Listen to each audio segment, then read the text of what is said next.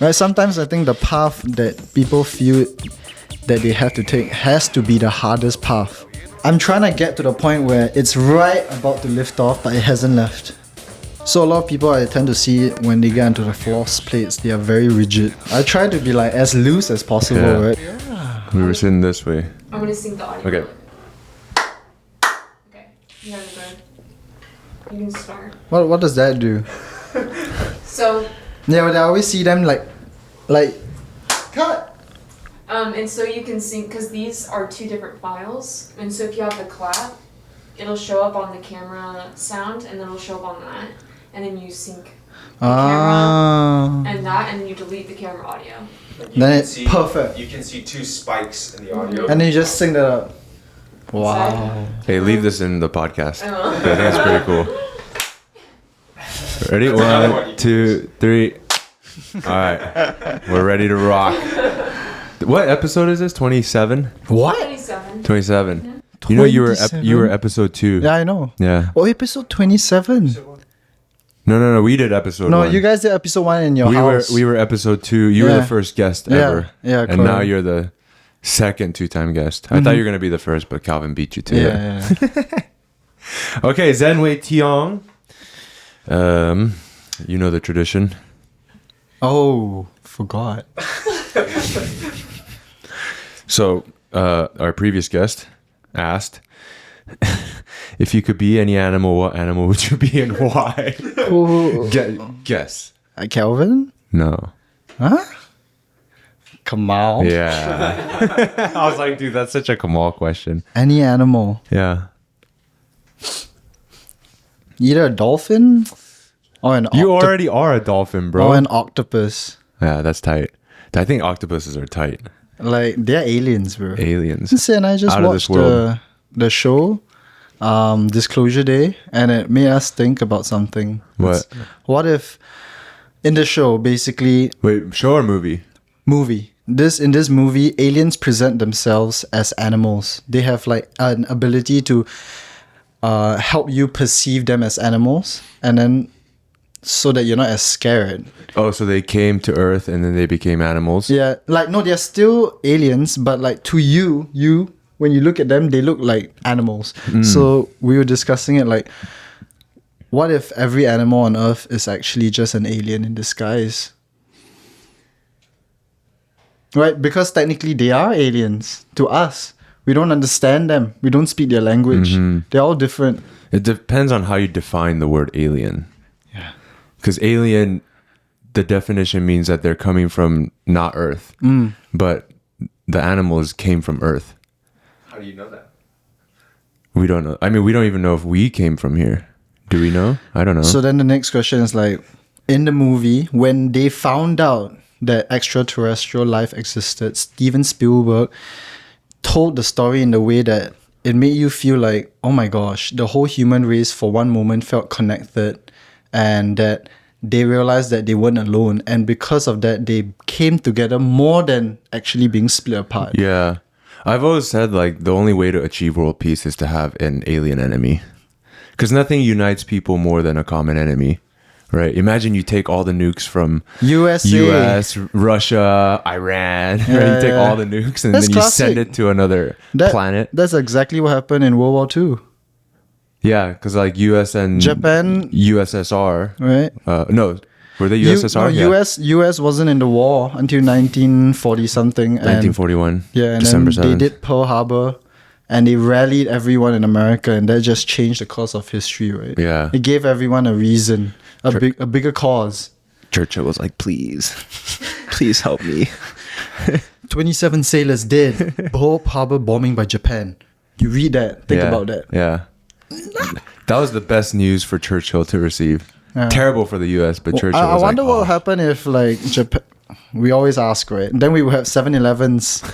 We would have convenies. Imagine America with Xandos. Zen has this thing that he always talks about where if Japan won World War II, then you can have convenient egg sando access. But don't you guys have that in Singapore? It's not as good. Really? Yeah. It's not the same It's not the same. at all. Only in Japan. But they have egg sandos. No, they have egg sandals here too, man. We saw it. Oh wait, yeah, I went to 7-Eleven. and- Japanese egg sando. Yeah, yeah, it wasn't as good, Bro. and it's not as nice. Yeah, It's like they use whole wheat bread. They don't use milk bread. milk bread. Yeah. Yeah, the floors are shiny in there though. No, that's like one thing. For me, like when I go into a Japanese 7-Eleven, the floor is always shiny and nice, and it adds to the environment. You go to 7-Eleven here, It's sticky. it's like Because they drop all the slurpy juice. yeah, Right? And then it's yeah. all right. So dolphin or octopus? Dolphin or octopus? I really like Drew's question that he left, and I thought it was fitting for you. So I'm gonna cheat today, and I'm gonna ask you a double question. Okay. Is that okay? Yeah. Drew asked, if you were the star of your own movie, what is the audience screaming at you right now? So it's like, you know, in a scary movie, the main character is like, you're like, don't go into the I know into that the- exact. yeah. I've been thinking about this. Yeah. About your own movie. Yeah. What is the audience screaming at you right now? Audience is screaming right now. They're like, it's coming. Your time to lock in is really coming. You need to lock in. No, it's not that you need to lock in now. The audience knows like, oh, okay, the season of change is coming. Elaborate. Because like if they were watching me, they would know that I already said my plans would be to go to Italy and do the training camp with Gustavo, do Commonwealth Games, go back to Singapore another 5 weeks, and then Asian Games. So it's around a 10-week period where I know it's just pure focus for 10 weeks. Like, to be honest with you, while the start of this year, I do train hard. Every day I show up and try to give my best. But like, there is an extra gear that I give myself when it's really time to lock in. And I can't do that too far out.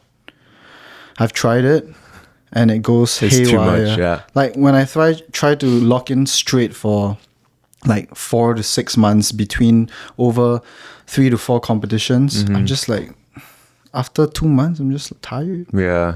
And you can't sustain that for Like very long. when I mean lock in, it's really like What is that? How do you define lock in? pure selfishness. You reserve everything for yourself. No girlfriend. Yeah, no girlfriend. No friends. No friends if they are there that fit the environment. Like I'll set certain rules for myself. Like What rules? okay, so like Define lock. What actions the do you take? the number one rule is I need to be in bed at 9. So when I really, really, really, really want to lock in for swimming or basically for swimming or anything in life actually, In bed at 9. in bed at 9. What else? That's it. That's the only rule. Yeah, this is the most important because I realized if you set this rule, then the rest would chain. It changed The because chain reaction. I realized that whenever I mess up along the way throughout the day, then I look back and the cause, if I truly think about it, it's because either I didn't get good sleep, I'm a bit angsty, A little bit more grumpy. and then it And trickles then down. you eat the donut because you're tired. Yeah, and you don't your have, body craves a bit more dopamine because it didn't get it from working out because you're too tired. So, you know, But what about the? You said you go to another level to like, you take it to another level. So, like- from a spiritual. yeah. What does that mean? From a spiritual It's perspective. like right now I'm like enjoying full enjoyment, flowing, enjoying the environment I'm in, taking it all in. Whatever this place can give me, I'll just absorb. Like right now, I feel like my zone 2 is really good because I've basically been spearfishing a lot, and I realized that it's a bunch of zone 2 from the moment I dock on the beach. I'm carrying fins. I'm carrying an 8 kg weight belt. I'm going onto the breakwater, trying to like walk on shady ass rocks, balancing all you these have to stuff. kick. It's actually a really good form of zone 2. And then like you get breath hold You control. get breath hold, and the activity is not specific enough to where it's gonna mess with your technique, but it'll actually, it's different enough to where it won't mess with it, but you can still continue to keep your heart rate at a certain level Yeah. and have the hypoxic element. Yes, correct. Okay. Oh shit, I was gonna say something about spearfishing. I forgot. Breath hold. Hmm? Breath hold. Oh, yeah. In your breath holding, you said on Friday that your breath holding got much better. Yeah. Do you think the spearfishing? Yeah. Do you have a routine for that? No. Just do it. Try to be it, because the fish, they don't come out unless you're down there and you're calm. So like I'm forced by nature Yeah. to hold my breath. So How long do you stay down there? 45 seconds to a minute. Okay. Short ones 30. Yeah, when we went, I think I was only under there for Yeah. like 15 seconds. Yeah, correct. So And I that's was yeah. So when you get and then you don't calculate like how far down you are. And you're like, Yes. oh shit. and then you're like with the proper fins, and if you're weighted properly, it will help a lot. Yeah. Did you get new fins? Yes. Long ones. Yeah, at the start. So at the start, because I sprained both my ankles, it hurt to kick with those long fins. And I considered changing the fins to short ones. But online, they said that because when you use short fins, you tend to have a quicker kick. And because you have a quicker kick, You burn more oxygen. you burn more oxygen, and the fish can sense it more because you're eruptive. You're changing you disrupt the water. Yes, you're disrupting the water too much. With the long fins, one slow swipe, it flows the water. It's almost like a wave, and the fish senses it differently if it was a short fin. Can you feel the difference in your breath holding capacity with the fins? Yeah, you use less energy to kick. So you can stay down there longer. Yes. Wow. So everything is like all about being down there as long as you can and holding your breath. I'm not even like scratching the surface, because online I see a lot of guys, they're diving consistently 60 feet and holding their breath for at least a minute 10 to 30. Yeah, so I'm like only halfway there. 60, how long does it take you to go down 60 feet? It takes you at least like 15 to 20 seconds. So it's 30, 40 seconds plus another minute 10. So it's a 2-minute breath hold with activity. No. Total dive time. Total dive time is like Total 2 dive minutes. time is like 1:30 to 2 minutes for professionals. That's a long time.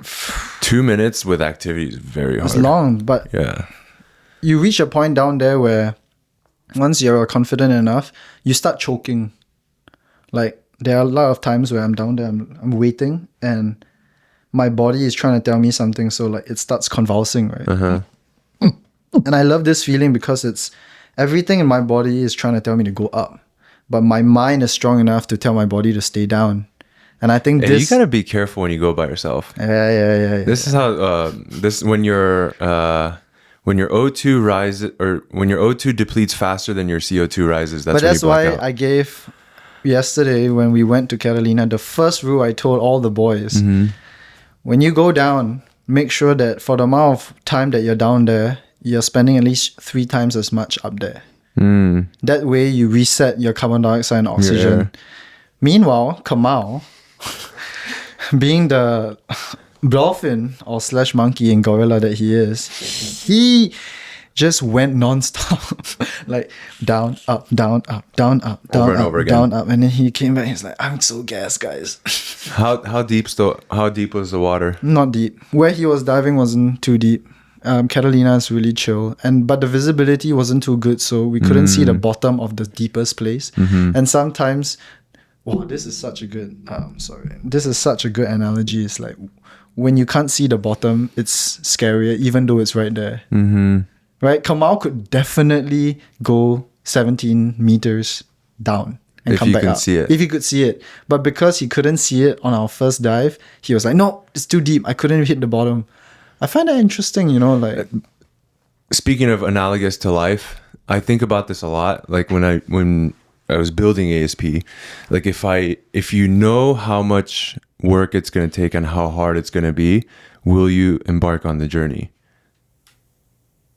Like I think because I had the ignorance of like, oh, we're just going to train some people in the garage and it's going to be easy, and you just do it, take it one step at a time. And if I knew like, oh, we're going to have all this shit with the city for 13 months, and will I have gone down that route? I don't know. If I can see, what it takes, will you do it? But that's the beauty. Like let's say the exact beauty of it. Is that you don't know. That is the beauty. I think I'm saying that's why it's good that you can't see the bottom. Because you just go. There's no, you're just gonna, whatever comes your way, you're gonna take it. But for some people, because you can't see the bottom, it stops them from taking the dive. Yes, for some people. But I don't think for people like us. No, I enjoy not being able to see the bottom. Like, let's say we knew the path of how to get you to a world record in the 50 fly, but you're gonna have to suffer like crazy, and the things that you have to do is insane, and everything that you have to do. Will you do it? What is suffer? You have to sacrifice so much. You have to sacrifice time with your girlfriend, sacrifice time with your parents. You have to endure so much physical pain, but at the end that you'll break a world record in the 50 fly. Physical pain is fine, but emotional pain too. Emotional pain is, if I can gain it back, then sure. But if I lose it because that's a good question. Would you do? If I lose it all, would you lose your mind in order to achieve something great? World record's not great enough though for that. What's great enough? Currently, like at least $1 billion. With inflation? Well, I mean, like you got like this Elon Musk guy just became a trillionaire, and like yeah, but you don't need $1 billion to be happy. But you didn't ask me what I need to be happy. Would you do the things to make you happy? That's a different question. I would say yes. But you ask me, what would you do all the bad, hard things to break a world record? I don't know whether breaking a world record would make me happy. Because then you're describing the exact thing that we're trying to avoid, is that you cut out that the whole process, you just remove it, and that the ends justify the means. Very good for starting out on something and for beginners. But I think in the long run, if you want to stay in this sport and in anything you do, you can't. You don't think a world record would make you happy? Not if I'm sacrificing my whole family life and every aspect of my emotional support. So you wouldn't make that trade-off? Imagine you ask me to cut you, right? That would be a loss. Cut my girlfriend, cut my parents, just go into a hole and shut everyone off. Well, maybe this example is a little extreme. Yeah, that's what I'm saying. Yeah. Right? Sometimes I think the path that people feel that they have to take has to be the hardest path. Somehow, currently everyone feels that in order to reach their goals, they need to feel that it's hard. But the Kamal said something the other day. It was very interesting. It's like when you try to pick something up in water, the harder you try to go after it, you push it away. You need to go just slow and flow and gentle, and then it will come to you. Yeah, right. But it's a balance, right? Yes, because the you go too far on the spectrum, it's like you're just sitting on your ass. So then, how do you achieve the balance, right? That's everyone's like, oh, how do you do that? My way is same. I think I said that in the past podcast, right? It's just, if you fit yourself in good environments, then you don't have to spend time thinking about balance. The environment you chose balance you out. So you should spend all your energy on manufacturing the environment instead. Yeah. Do you think that then you need to lock in like crazy for the 10-week period? Is that helpful to? Because the environment's already set in that sense. I know what's waiting for me. It's just me and Gus. There's no other Singaporean swimmers out there. That's what you're saying. Yeah, he has no other assistant coach. But say, for example, this entire team was going to Italy with you. Will you still go into a lock-in mode? Yeah, but it'll be a different form. What would that look like? Just in bed at 9 p.m.? Yeah. That's the main thing. But like the enjoy, have fun. Yeah, it will come naturally. Right. Do you think you would, if you kept spearfishing all the way up to Commonwealth Games, would that help? No. because of the physical detriments that it takes. Yeah, at least like The emotional benefit doesn't outweigh the physical detriment. Math. it's like I'm trying to balance the.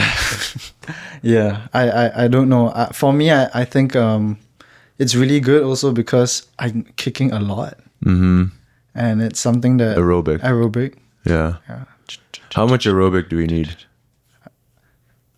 I don't know. How much aerobic do you think you need? Being that your best time to 15 meters is like 4.9 or 5.0 or whatever. I got you at 4.7 one time. They all say, right, everyone out there right now, the new thing is you don't need aerobic. Right? In the 50, don't use aerobic. But aerobic is so essential to life. Yeah. It's basically We're using aerobic right now. Yeah.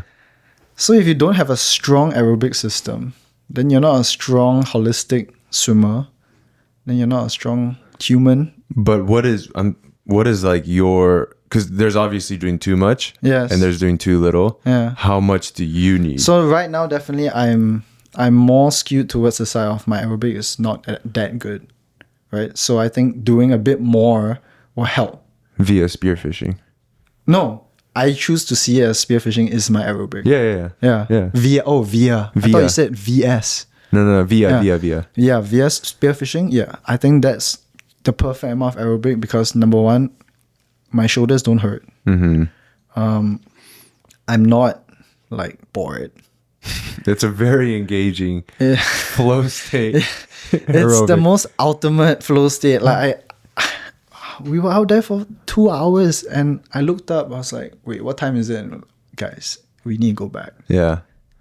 The girlfriends are getting mad. Yeah, it's time to go back. And I was like, wow, I spent 2 hours. I didn't even think about it. And Yeah. I bet you all the boys didn't really feel time that much. And I think that's flow state. I think that's one of the most amazing things when you reach your own flow state. And I think why I love going out there with the boys to spearfish is that every guy out there is so disconnected from every issue they have. You can only just be in flow state out there. Yeah. And you don't even have your phone with you too. you don't. Yeah. Connection's bad. It's just talking. It's going back to what it was, and it's something that's so healing about this. Yeah. I think everyone needs to, like every man who wants to become like Every human or decently successful, I feel they should do this. They should at least go try find to their variation of it. Yeah. Or spearfish. Hunt. Hunt for your own food. See what it's like for once to catch the food that you eat. Yeah. Just once. Even if it's a squirrel, I don't know. Try it out. Rabbits or try catch a chicken. Yeah. See how much better it tastes. I used to eat ants when I was a kid. They can lift like what, 50? They're like super strong. They're so strong. Yeah. Their body weight ratio is crazy. In Diamond Bar, we used to have a ton of ants. I used to eat some of them just to try. Very high in protein. Are they? Yeah. Yeah. They have the... But you must have to eat like... How many ants do you have to eat to get 1 gram of protein? 100 ants? 1,000 ants? Probably depends on the variation. You can ask. She's asking. I'm looking it up. Oh, you're looking it up.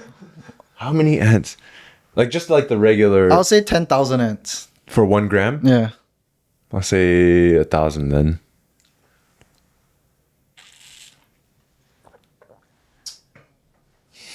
Come on, chat. Let me ask Claude. 200 to 1,000 ants. 100 to 1,000 ants is 1 gram. 200 to 1,000 ants. Oh, I guess depending on the size of the ant. Yeah, you get a couple queen ants in there. Oh, this one's 0.05 grams. Decimating the population of ants, just queens.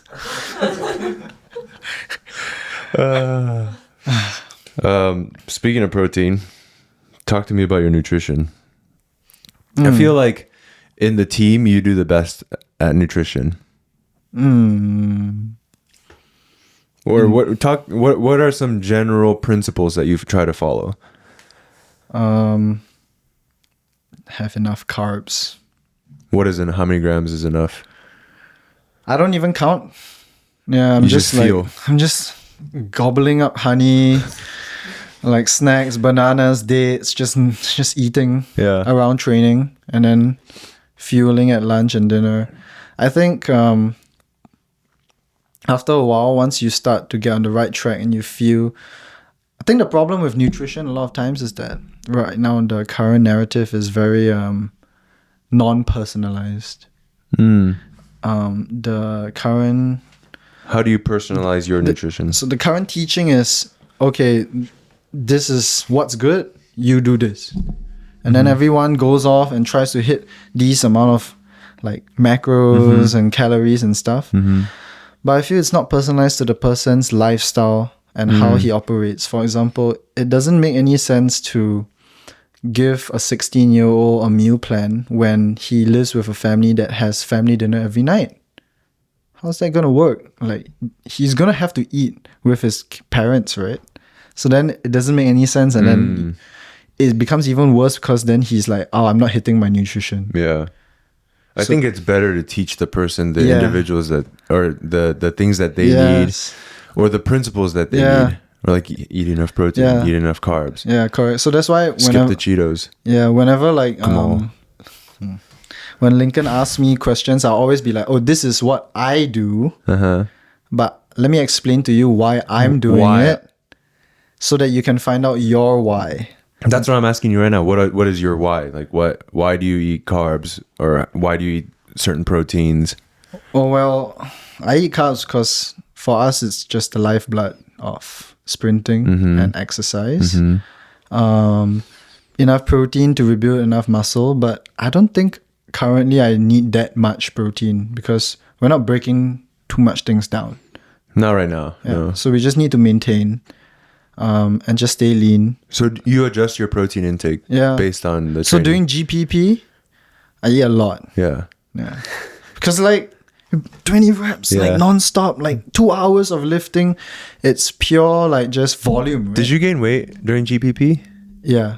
You did? Yeah. How much? I hit 79, like close to 80. I stepped Kilo? on I stepped on it maybe like towards the end of GPP and I was close to 80. And then after that I was like, wait, that's a bit What's bit your too heavy. best I racing think weight? 75.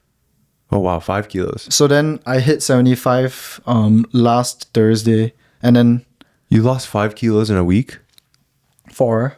That's crazy. Yeah. That's 10 pounds. The water weight fluctuates a lot. Yeah. And then 80s. also I combined the GP, the second half of the GPP. I did a lot of spearfishing during that week.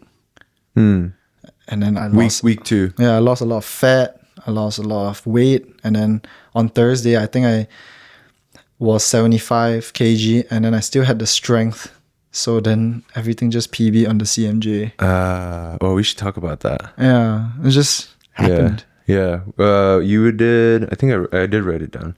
26.3 counter movement jump, Yeah. which is 66.8. What was your previous PB? 65, So we gained 1.8 centimeters. 65.2 or something. For context, I asked our Vald rep how many 26-inch counter movement jumps he's seen, and this guy sees a ton of Vald reps because he works with Vald and he sells it to other people, and he said he's seen like 126 in his life. That's crazy, dude. That'd be amazing. Should have been a So sprinter. that's S1. Huh? Right? What can we talk about? Why you think you hit that 26.3 that day with the power clean? And My honest opinion, it just all kind of came together. So one part of it was that I'm fit and I'm feeling really happy and flowy because like I'm spending a lot of time with friends. I'm with my girlfriend. I'm with family. I'm with good friends everywhere. You know, I'm happy, right? So when you're happy, good things come, right? Number one, Yeah. like this has to work in order for this to flow. So that's one. Two is I started doing a lot more ever since Nat came. We've been going for like Pilates / solid core. Basically, it's a ton of core and connection work. And I feel that really helped with the core connection with the inner thighs. Adductors, you were talking about, With the adductors.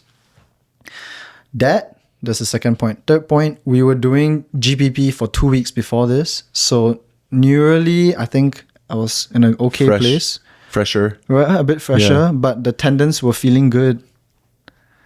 And then after that, I did a heavy clean on Tuesday, which wasn't in the program because I just felt like picking something heavy up. Yeah. Felt good. And then Thursday... It wasn't heavy though. It was like it was medium the same heavy. weight. It's the same weight. 185? Yeah, 185. Which is not like No, super but- heavy. Oh, we said it was 85%. Yeah, Right? moves well. And then on Thursday, I did the belt squat, isometric, which I feel is really good to get the CNS activated. One small tip to anyone who's doing the belt squat, how I picture myself. When I go under the belt squat, I imagine that like someone I love is right underneath and I need to pull a car off them. If not, they're going to die. Like that's how much intensity I'm giving to that. Yeah. Like, you gotta like... I have a video of it on my Instagram. like there are sometimes like I do You that. turn and- into a tomato. Yeah, I'll finish and I'll like almost pass out. Yeah. Yeah. Right after that, so those 4 things, right after that, somehow it just... You were flying that I was day. just flying. It's just, Crazy. yeah. And then you also did squat jump 24.9 inches, 63.3 centimeters. Yeah. I don't know. That's disgusting, bro. Yeah. So it's crazy because like we weren't even aiming for it. We were aiming for it in the grand scheme of things, but we didn't know that day. Was going to happen. But we need this to happen. Right. So isn't that the craziest thing about sports?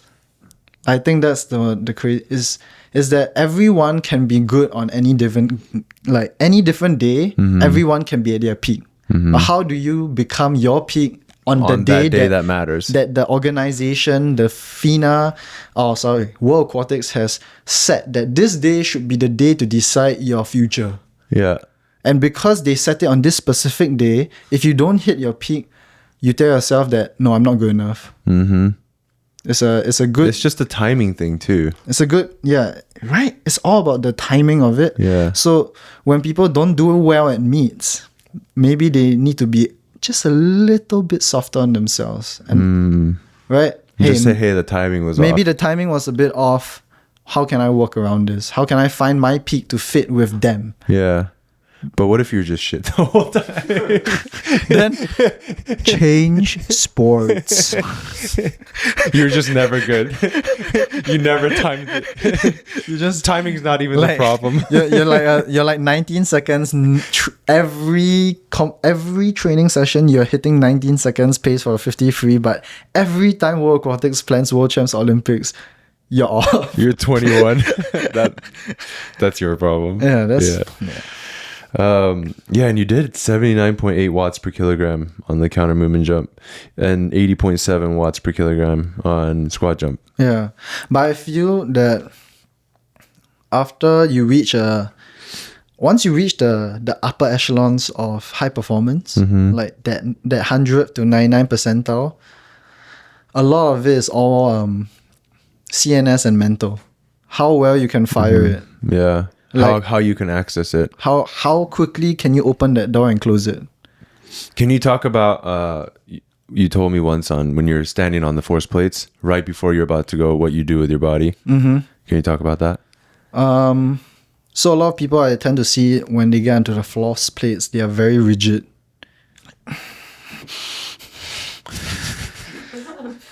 I try to be like as loose as possible, Yeah. right? Because when you see any animals / aliens jump, kangaroos, cats. Yesterday I was watching the cat at your old Catalina? house. No, the cat at your old house. At my parents' house. Yeah. Yeah. And how it will move and how it jumped. So relaxed. Relaxed. So like Only tension when it needs it. bam, bam, bam. Right? And so that's exactly what I'm trying to channel. And the best way to kind of like show that in swimming terms is how quick you can react off the blocks. Mm.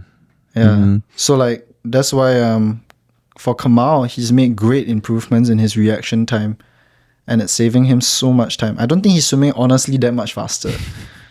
His reaction is just better. It's Yeah. been way better lately. Right? Exactly. Like he's just getting sharp. Yeah. Bam, bam, Yeah. bam. You know, that's how I define skill. Hmm. How do you define skill? I define it as the ability to contract and relax efficiently to accomplish a given task. Like if you think about like if when a person first picks up the guitar, they're like tense and all their fingers like this. Mm-hmm. But if you watch a really good person, they're just flowing. Yeah. It's all relaxed. Yes. So it's just your brain's ability to send the signal of when to contract and when Yeah. to relax, and Yes. that signal is very efficient and coordinated, and it's timed well, and that takes repetition for the myelin to myelinate. Yeah. The talent code. Did you read it? Yeah. I You read did? it long ago actually. Oh, you did. Yeah. When you asked? When I asked, when you told me, I was like, oh, I read it before. Oh, you already read it. I read it Oh, before. Okay. Yeah. Yeah, I think about that one a lot. About talent or about the book? Mostly about skill acquisition. Like, oh, we got to myelinate. You know, when we were at Grand Challenge, we were talking about what books have you read to download into your software. And that's one of the books that is in my software. So do you believe in talent?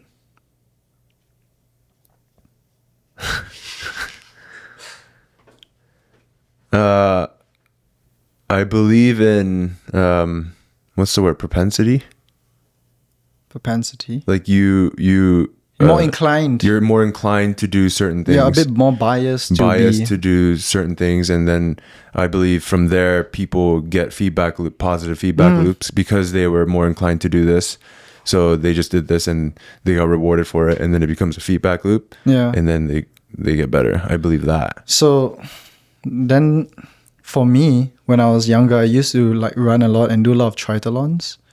You should have done track. You would have been rewarded for being fast and But track. you see, the thing is, I was theoretically I was rewarded for doing triathlons, but I never continued doing it. Because it didn't fit your physical profile. Ah, okay. So I don't know if you like internally really got rewarded for it. So it's 'Cause like it if prob- you're it doing what probably you were meant to do. It probably felt unnatural to you. Like doing triathlon. Did it? Yeah. It felt like, oh, like Yeah. I'm okay at this, but like it's really hard to be good at this. Okay. I see. Like I bet you felt a little bit of that, and that broke the feedback loop cycle, and you came out of it and you did something else. Right. But if you did track, you did the 100-meter dash or something like that, or the high I don't know about high jump. Maybe like pole vault Yeah. or something. So we were You would have all been crazy. all of us. We were all basically from young. We were just people who had feedback loops from swimming. Yes.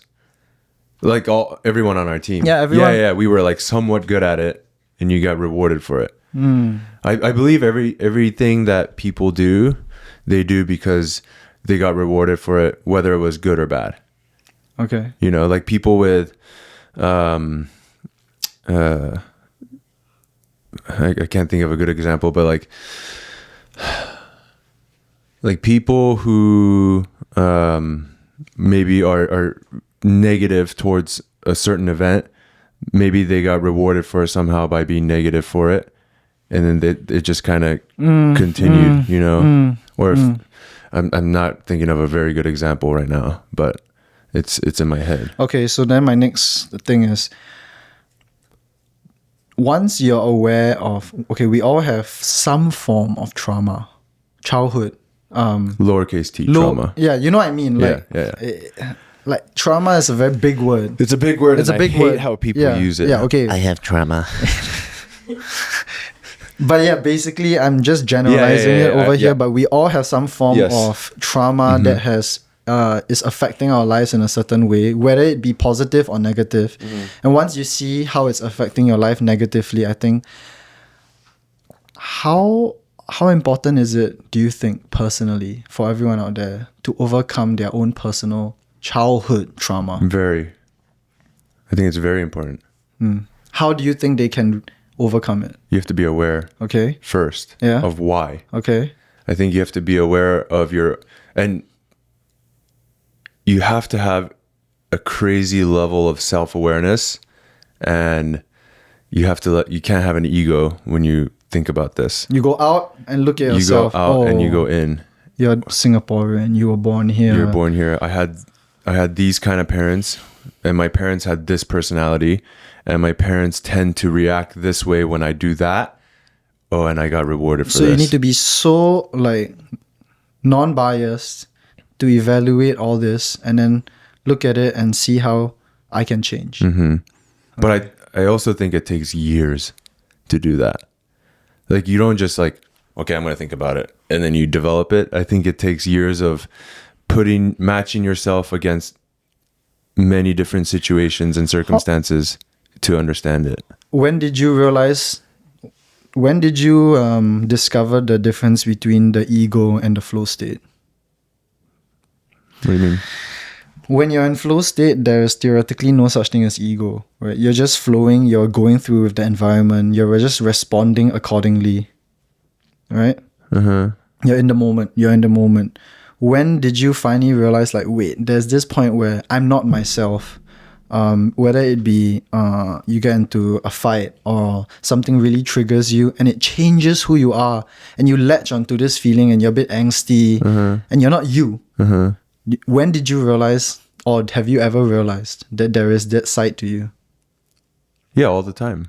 Like, when you get angry, you're like, oh, I have to let this go because this is just my ego talking. When did I first have that realization? At what age?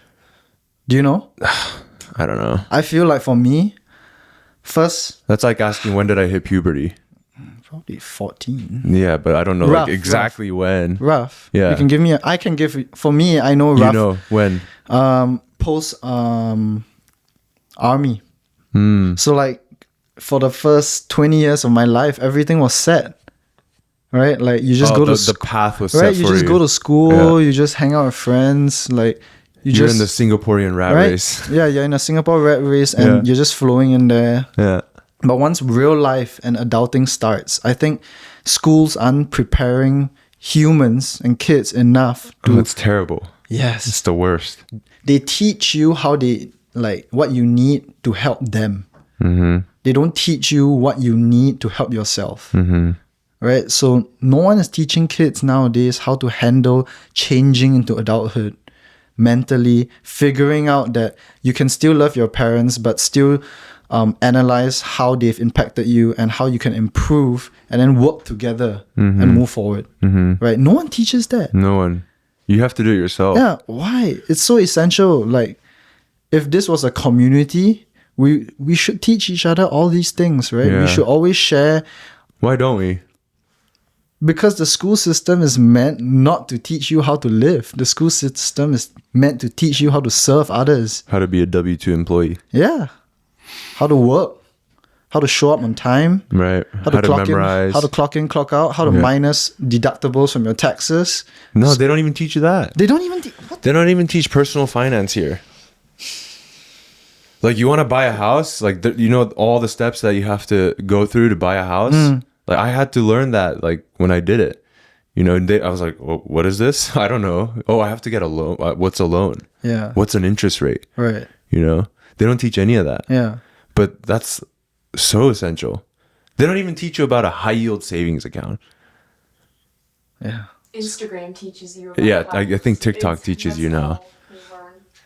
Yeah, so it's one of the things that I've always thought about is that that's why these spaces for kids, What's these spaces? like gyms, where kids come in, is very, very important for the child's not physical development but mental development. Oh, yeah.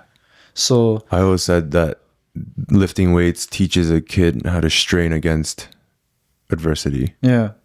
So then I felt that if you are a product of your environment, if once a week or twice a week you're coming in and the mindset that you're being taught by your coaches is good, right? It will help you in the long run. For sure. And that's why I think what you're doing with the internship program is very, very important, because like you can't right now, you can't just have people who just work here.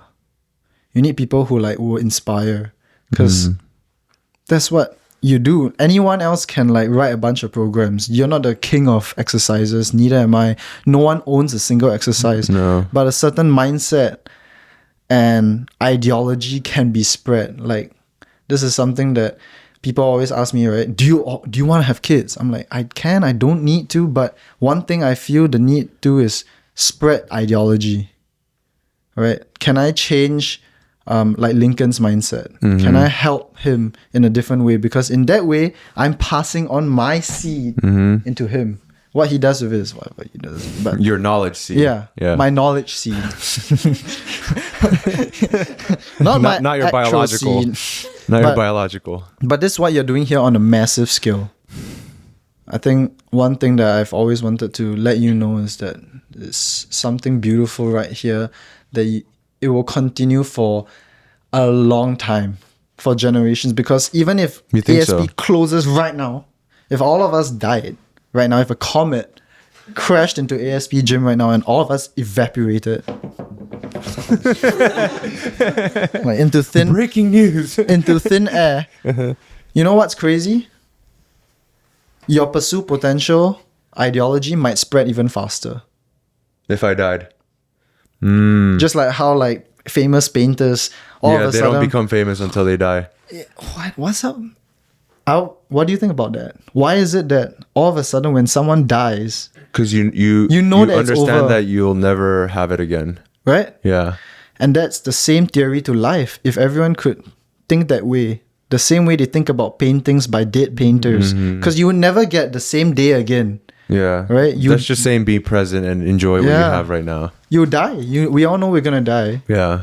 So if we can apply the same mindset to how people apply it to paintings and to people who are dead, like Kobe. Right now, everyone's like, you say Kobe or helicopter crash, they know, Yeah. right? Yeah. His legacy is lived. Yeah. Black Mamba, Yeah. right? Why? Just because he died. Yeah. He was great already. Yeah, people didn't talk about the Mamba mentality like that as much before he died. Yeah. So So maybe they did. But maybe, yeah, definitely not as strongly now. yeah. So that's what I see every Saturday when I'm here in the gym. So many kids, so many like ways to influence the future. I'm glad you said that, because one of the things I worry about a lot is like ASP collapsing. I think almost every day. I mean- oh, we're gonna fail. We're gonna fail. I mean- we're gonna fail. You know, every day I think that, and I think that's partly why I push so hard, because I'm so scared of failure. And I heard Jensen Huang talk about this, that every day he is still scared that Nvidia will fail. I mean, for sure. You can never let that go, right? Yeah. You can't, because You the can't. moment you think that you'll never fail, then what's pushing you from behind? Nothing. Zero. Yeah, you need the push. Yeah, the you need the push pull. and the pull. You need the looking towards success, while right behind you is the fear of never ever succeeding and failure. It's like, oh no. How do you balance? I'm just going to use an example to illustrate a point. How do you balance? How much do you save for retirement versus how much do you spend on vacations now? I think that's just one example that's analogous to a lot of things in life. But I think that's one of life's greatest questions to answer. It depends on what age you're saving to retire. Spoken like a true pragmatic Asian. Yeah. But I think Why can't you be retired as of right now? Why do people lock themselves in the mentality that there's retired and non-retired? If deep down you do think that and you believe that there is a distinction between your life in two different phases of work and retirement, then that means that your work is truly like work. Yeah. But You okay, can be retired and strictly still from a financial money numbers perspective, like how much do we put away for savings and invest, and how much do we spend now to enjoy life? Because you don't want your whole life to be just saving, Yeah. and we never deposit. Because then, okay, I don't even enjoy it until I'm 65 years old.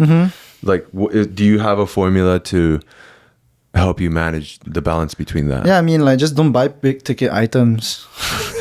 Spoken like a true Like, just pragmatic like Asian. if you just buy food, Yeah. gas, Spear guns, like wetsuits. if you just don't buy expensive things, then you'll be fine, right? No, the average median salary in America is $4,000. How about vacations?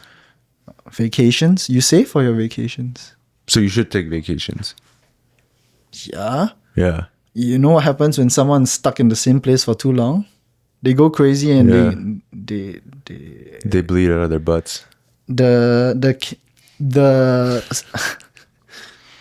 the instances of mental disorders and sexual orientations change is much higher in city life because we are not meant to be cooped up in a single apartment with neighbors all around with so much stimulus, not changing what you do every day.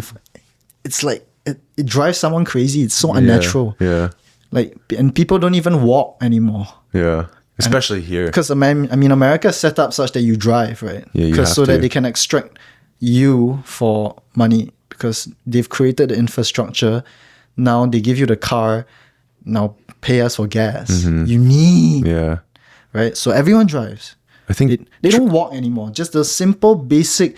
It used to be a joy when you were one, when your mom saw you, when you took your first steps. She was so happy. And now you can't even walk because like you just drive everywhere. You don't even take the time to walk. I think, what? treadmills are the craziest concept to me. I would rather someone walk on the treadmill, though.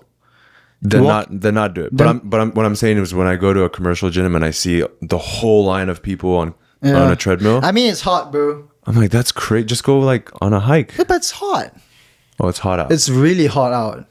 Okay, but what if it's nice out and there's still a line of people? But then they don't have time. They don't have the time at that period from 9 to 10 a.m. where it's perfect, where the hike is amazing. They don't have. they the don't ti- have access to they the don't- sidewalk. Yeah, they don't. That's so crazy to me. They're walking. Yeah. So those guys on the treadmill, actually, I'm like, wow. Really? I'm like, go outside. Like sometimes I'll walk here around this building because I sit here for a while. Yeah, and but I'm bro, like, so yeah. then I'll get out and I'll walk. Yeah, but you could join us for gym and like I'm talking about those guys who they wake up, they make their coffee, they go to work, Yeah. they come back, sit on the couch, and then they're tired, they sleep, and then they wake up. Same thing over and over again. For too long, no good. So that's why I think everyone needs to travel. For sure. And that's why America is really nice because from city to city, you can reinvent yourself and change whoever you want to be. And that's the beauty of America, I think. That's what I feel. That's what I felt when I came from Singapore. I can come here and I can be who I want to be. And that's very important. Is that partly because you didn't know anybody here though? Yes, because it's a new environment. And there are studies. When you moved into a new environment, your neuroplasticity opens. Because your brain is so receptive to every form of new stimulus. It's like, it's actually cheat codes to go on training camps. That's why training camps exist. It's a massive cheat I code. never thought of that part. Well, like when you shift someone out of their existing environment, put them with like a group people and just throw them all together for a set goal and purpose, training camp, bam, everyone locks in, everyone goes. And it's also because of a change of environment, it changes their routine. Yeah. If the guy sleeps every day at 11 because the day starts the same way, but when you move him out of the training camp and the day starts in a different bed, in a different pillow, in a different sheet, then everything else changes, right? I never thought of that neuroplasticity part. I always thought of training camps as like when you go to a training camp, there's nothing to do except train. Do you not realize when you And go for you're holidays, focused. you're like when you go for a holiday, you're just so like, wow. Everything, like if you go to a new place, it's like absorb, present. You're in the moment. You're like, oh, this is here. Everything feels exciting. Because it's new. It's new. Yeah. Because we're meant to move, be on the move. Yeah. You gotta always change, right? change locations. That's why like one of the things is I don't know whether I want to like truly buy a house. It's great financially. I don't know. In the current market, In the current market, I don't know. But you need to go to like Oklahoma or something. but like the idea of being able to rent, Yeah. to be on the move, anytime I want, I can pick up and go. Currently, that's where I'm at in my headspace. But I think that's different for you, definitely because you have kids. For sure. I don't want to move them around. Yeah. Yeah. Correct. And I Stable. have a 2% interest rate, so it's very hard to get out of that. Yeah. Yeah. But holidays, very important. People should save and go and splurge on themselves. Yeah, Katie and I have a rule that we don't buy materialistic items, but we don't mind spending on experiences. Yeah. So let's say you work 22, you work 4 years, you save enough, you are comfortable with your house. Yeah, you have enough savings. From 25 all the way to 65 is 40 years. Right? If every year you don't take a vacation and you wait, you save all that money till you reach 65 so that you can go for that big holiday with your loved one, like that pipe dream. You're not even going to be able to walk at that point. Yeah. You can't even. So then the question is, would that one trip, that huge like 3-month or 6-month around the world trip, be equal to 40 years every summer you go with your loved ones and splurge? I think I'll choose 40 years every year of the same rather than waiting 40 years. Oh, for sure. Right? I think everybody would. But then that's what everyone is doing. They're saving so For much 65. for 65. Yeah. Right? We can't do that. You got, yeah. There has to be right, we always come back to this. There has to be a balance. But right now, I don't think there is a big balance. It's either someone is saving all or someone is living going too paycheck to crazy. paycheck. Yeah. Yeah, it's hard. And the wealth divide is going crazier right now, especially with AI. Thibaut and I talk about this a lot. Like the wealth gap is going like this. Right now, it's getting even crazier. And now you have to leverage AI and leverage a lot of these tools to make sure you're on this side of the wealth gap. Yeah. I kind of wish AI just went away. Yeah. But it's I know we have to. we can't look back and we can't like cancel stuff, but like No. Yeah, I wonder view what it life as was in the 80s. You know, lots of cocaine and rock and roll. I mean, the songs they made in the 80s. So good. 80s, 90s music, 70s, Songs. 80s, 90s music, so good. Tzen and I talked about it. Songs is a way that someone is trying to communicate their frequency to you through that form. So I don't think it's a coincidence that throughout that era of the 70s, 80s, that genre of music is so like, it makes you feel a certain way, even though you never lived in it. Yeah.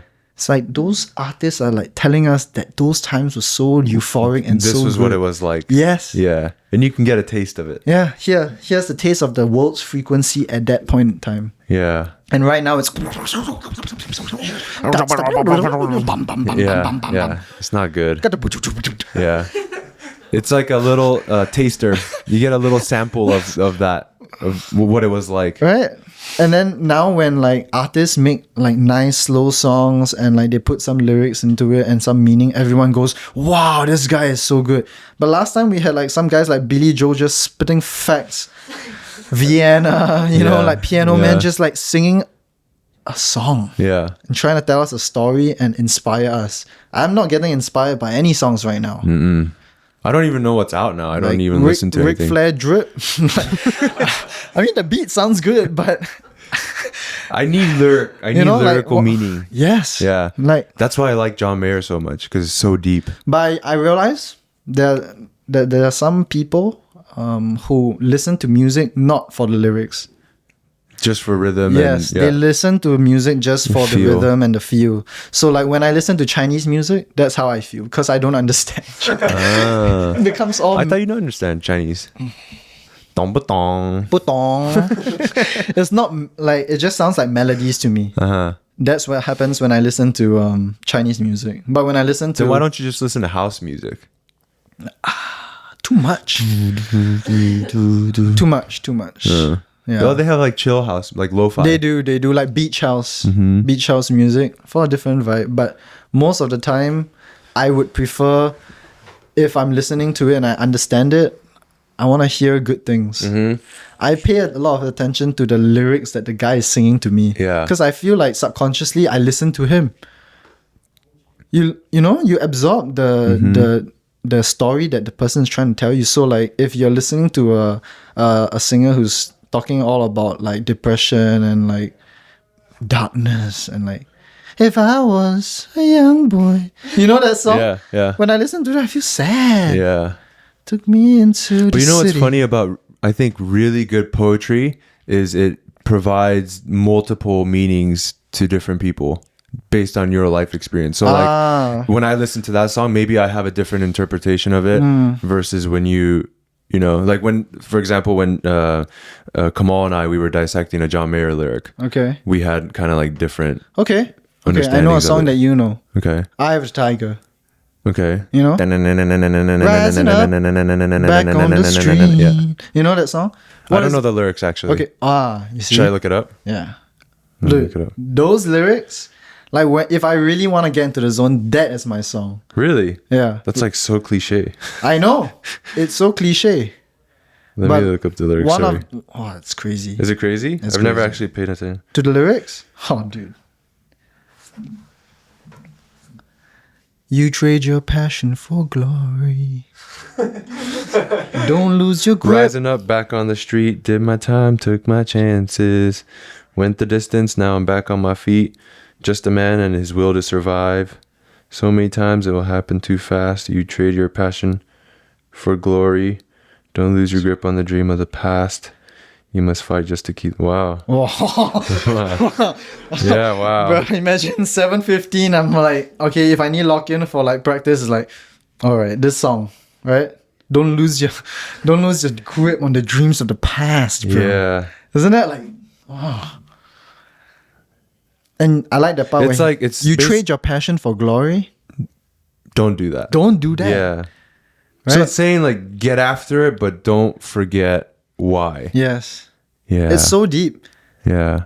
And like obviously it's great that it's paired with a Rocky movie and you can just like Right. close your eyes and imagine like Yeah. right? Yeah. Cutting the trees in the snow.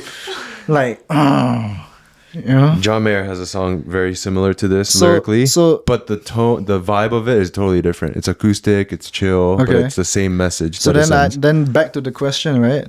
When you hear that song now, will it make you feel the same way this as song, me? this song, Yeah.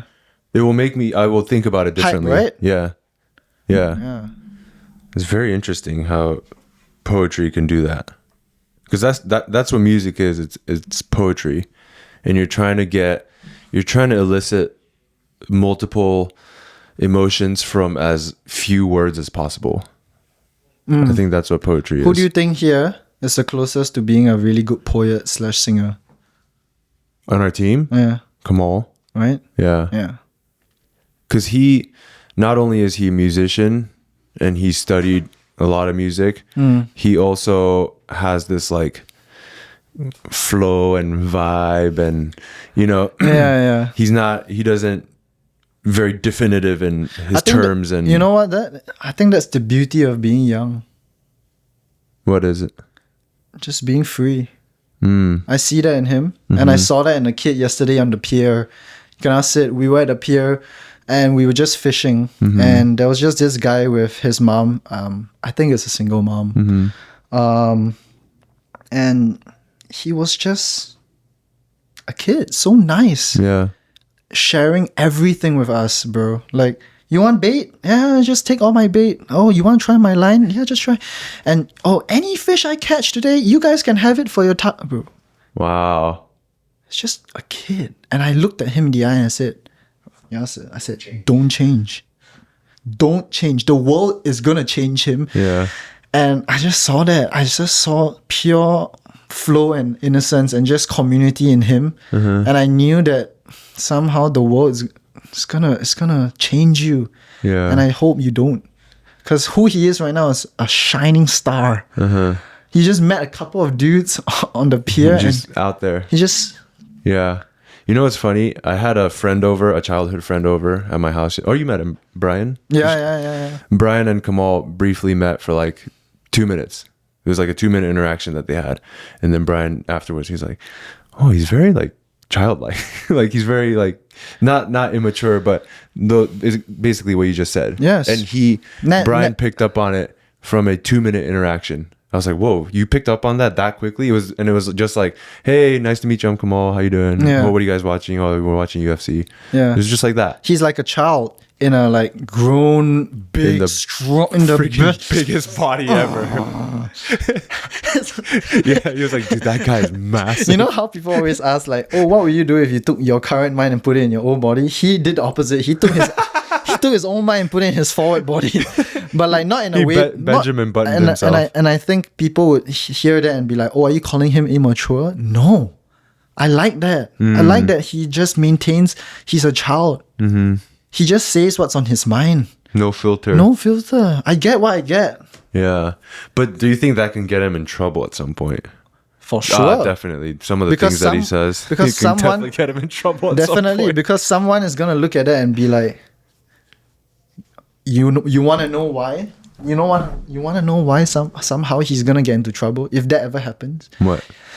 It's because he's been in so much flow state and he's so childlike that he will say something that is so out there, and someone's gonna pick up on that, and their ego is gonna respond to it in a way that, hey, why can he act in this way and still get away with it? Now let me report him.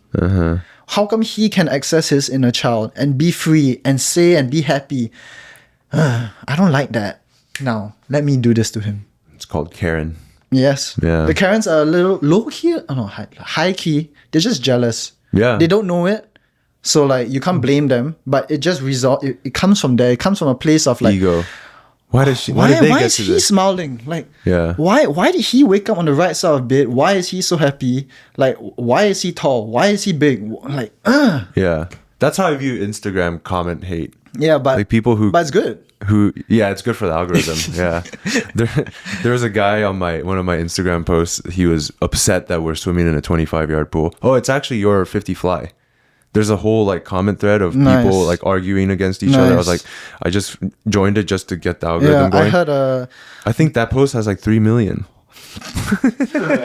It's your 50 butterfly. Crazy. And a guy commented, don't ever use yards in training. I was like, what if that's our only option? This has no application into real life. Oh, did you see it? Yeah, he I saw it. commented recently. Mm-hmm. Yeah, just read that thread. And I'm just kind of like... CMJ has no application into real life. Oh, I saw that one Yeah, too. a new one. Do you see what I commented? Yeah. I was like, it depends on how you define real life. Yeah. In the case of Zen's real life, it's very useful Yeah. because his real life requires him to jump. Yeah. So I was On 101 on the radio, crazy, 1 week ago, they were talking exactly about this. 101 about, FM? Yes, about Karens online. And they were giving tips because the current context is that how do I not get so riled up from sports games post-match?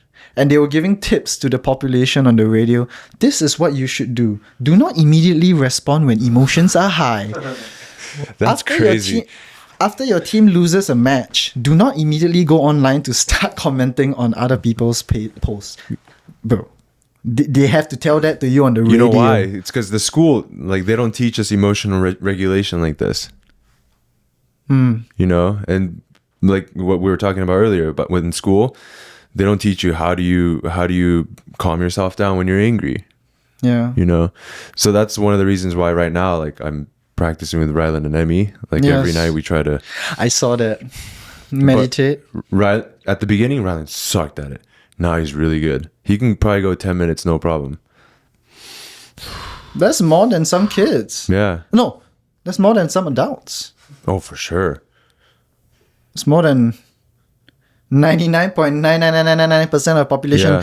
I think less than 0.1 meditate. This world is gonna bombard this next generation with so much information and so much stimulus and hate, and that he's gonna have to have the tools to be able to. Yeah, either that or you just like die faster. Yeah. I don't want that to happen. No, I know, but like it will balance out some way. Yeah, Right? yeah. Like, but we have to. I think we. If you this next compress generation, all his stress, all of Ryland's stress. what do you think? You think AI is gonna make life easier or harder for people? It's supposed to make it easier. You're asking the question of the century, bro. It's ma. It's supposed to I make can't things answer that. easier, It's supposed to. but I think it's gonna make life harder. Because we're so disconnected emotionally. It'll make the logistical things of life easier. Oh yeah. I mean, Like a small. Claude is already making my life easier, But right? but then I don't know, because we always preach about the journey, the process, about doing the steps, right? And I feel there's a time to delegate, but then when it will come to a point where you don't even need to think about it. Then where in that journey do you ever be in the journey if everything is being done for you in AI? It's like the kid who then you just can has, just spend your time spearfishing. I know, but then that's the thing, is right? For the kid, you said you don't want to spoil your kid, right? It's the same thing. They won't be in the process if you just give them everything. You spoil them, give them everything, and then that what? So then you're saying what do they work for? Sport. I think that's where the beauty of sport. okay, so that's if they go into sports. I'm saying like if they don't have yeah, sport. so if AI is doing everything for you, in this analogy, it would be that you spoil your kids, right? I trying to do something, but AI does everything for me. My kids trying to grow up, they need to find their place in the world, but never mind. I'll just pay for everything. You agree? You see what I mean? They won't learn the small things that help you get to where you want to be. Right now, it's still in this stage where it requires some form of human thought, thinking, delegation. But in 10 to 20 years, it will come to a point where you don't even need to think. It will think for you. And then when will you ever think? We don't. We just become a cyborg. That's the way we're headed. Or maybe it helps us think so that we don't need to think. And then we can all just be in flow state. And think of the things that are important to us. Like Family. which rock should I hide behind before I Yes. shoot this fish? Family. Yeah. Where should I go for my trail? I have an extra 1 hour to go walk. Yeah. What should I do at that time? Yeah. You know Naval Ravikant? Who's that? He's an investor. Anyways, he said that when AI solves every single engineering, every single medical problem, there are no more problems left for humans to solve. The only thing left for humans to do is entertain each other. And I think when he said that, entertainment is a big bucket word. It's not just comedy or like music. It's sport is a form of entertainment. Massage is a form of entertainment, quote unquote, right? Any kind of services that you do for another person, any kind of like talking to people, podcasting is entertainment. Like that will be the only thing left for us to do. And then we can train our kids to do this very well. Everything will become art in a way. It's an expression, because art is an expression of yourself and you can express it in many different ways. And once all the problems are solved, then this is the thing that we will end up doing.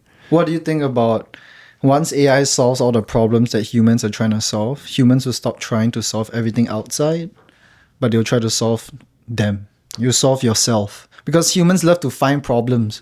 Like all of us, somehow deep down, You start solving everyone looks for problems. Like you can give the guy a perfect house, perfect wife, money, car, children, retirement, everything. Somehow he's still gonna be like, traffic was bad.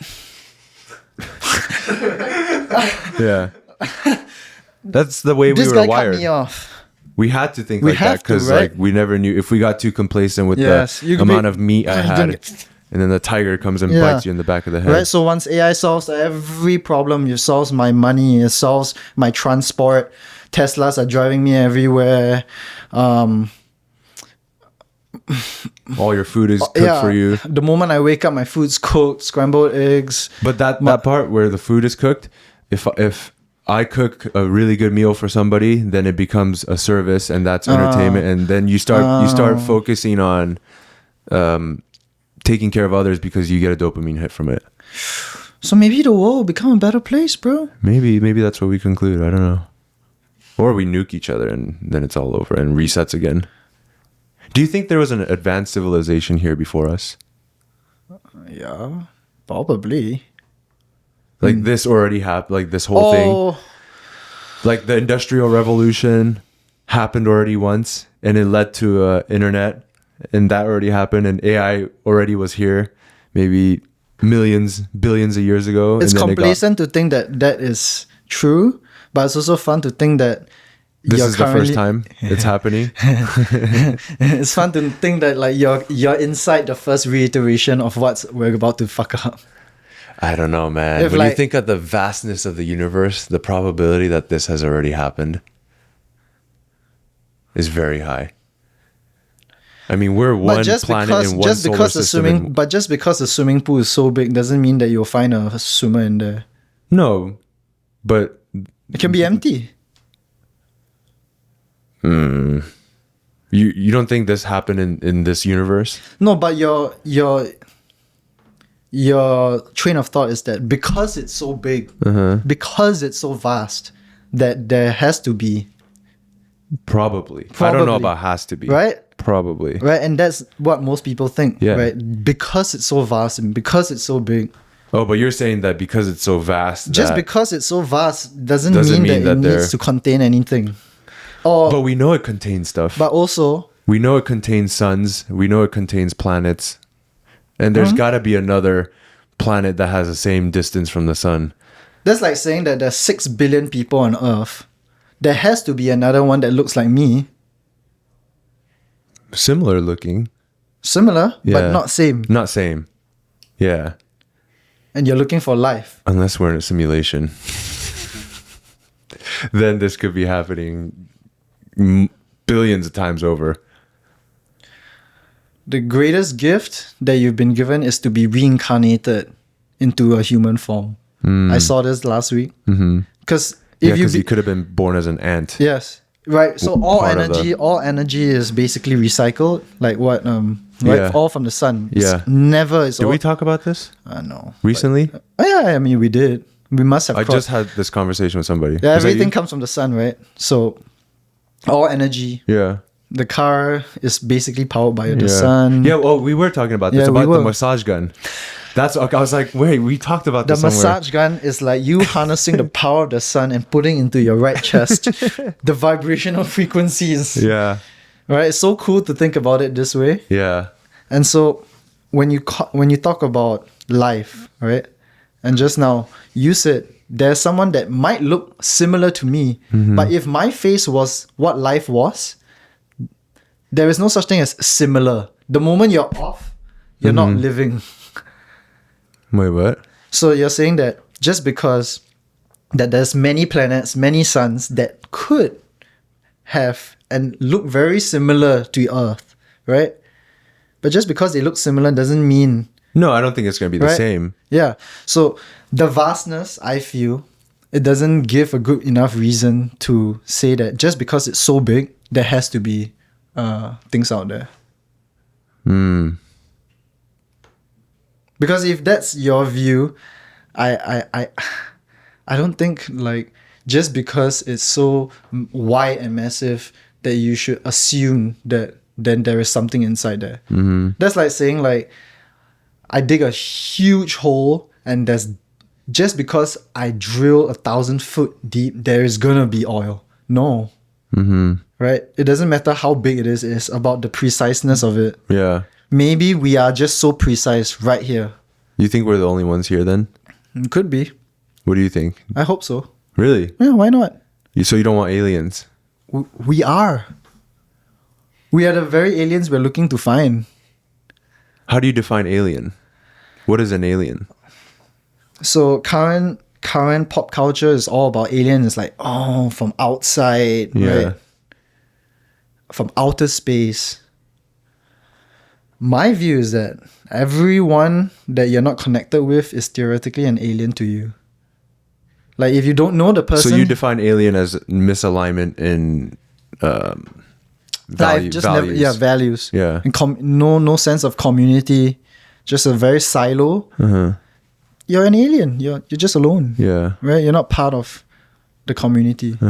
That's why I think Is that's an why I alien. said that there are so many aliens everywhere. You have the opportunity to go meet an alien today. And you know who's really good at meeting aliens? Who? Kamal. Yeah. He's so good at I've talking. seen this. Right? Yeah. Everywhere he goes, he just talks. talks. Yeah.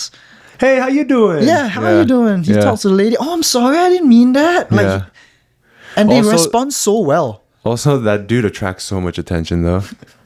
Like every time we go to the sauna at EOS, and I walk with him, and I watch other people, everyone's like, like when we go to the hot tub, and there's the old Asian ladies, and we walk in, we go into the hot tub with an old Gozima. Asian lady. Their eyes, bro, they never seen anything like that. I mean, he's crazy. Yeah.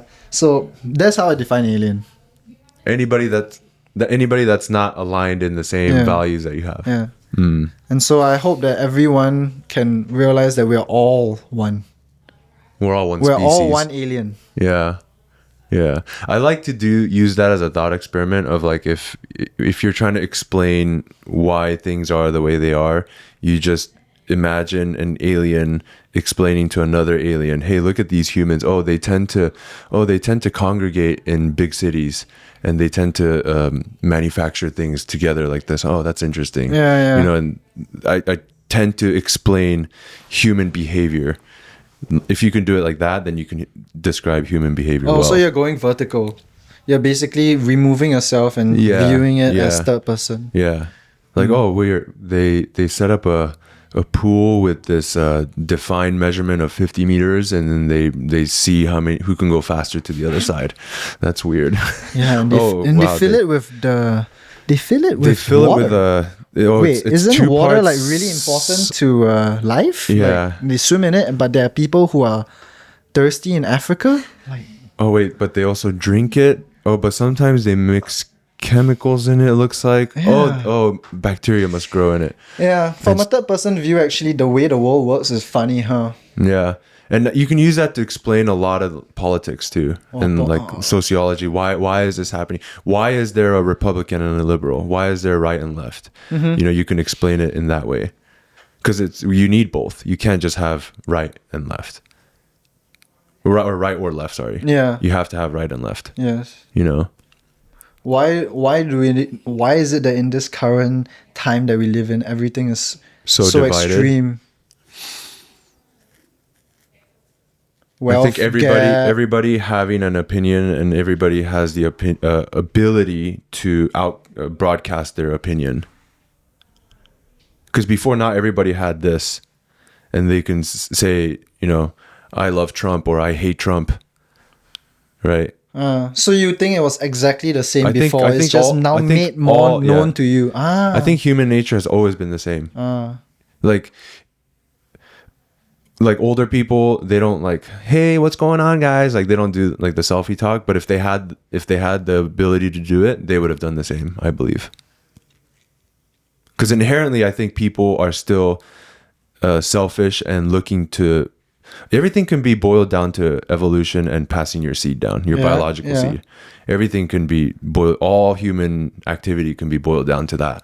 Okay. And so, if you give people from the 1920s an iPhone, they would still figure out how to broadcast their ideologies, or you know, we just now have the tools, and that's why we're so divided. Do you feel comfortable in front of a camera to vlog by yourself?